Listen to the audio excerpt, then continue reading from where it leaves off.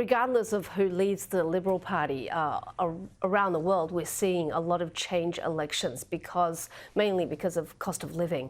Do you think that's going to play out in Canada as well?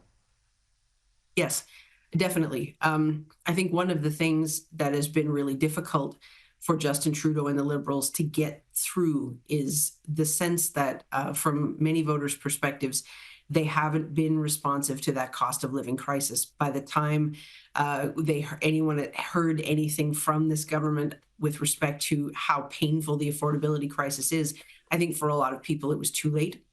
The Liberals weren't as responsive to that as they should have been early on, frankly, and then they kind of ceded that ground to the Conservatives.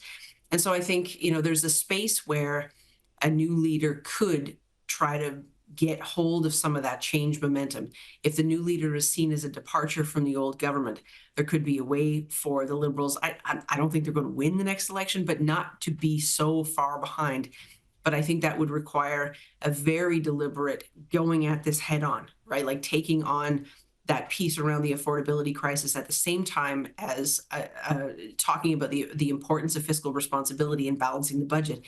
We are running a serious deficit in Canada. The amount that is spent on deficit, spending, like deficit management every year, is becoming quite significant and backbreaking, honestly. And from an economic perspective, it's becoming very problematic.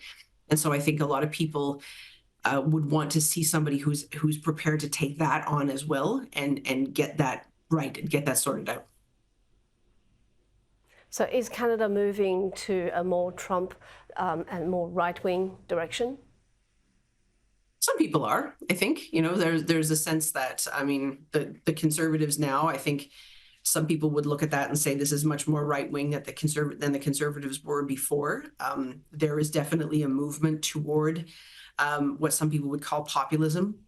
There is a suspicion of government. There is more of a sense that people, I think a big part of the message of the current Conservatives is freedom, give people more space, more ways to control their own money, more ways to control their own lives.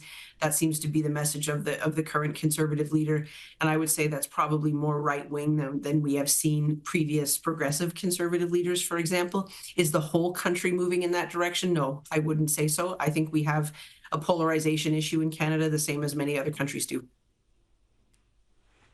Thank you so much for your time. Laurie Turnbull from Dalhousie University in Canada.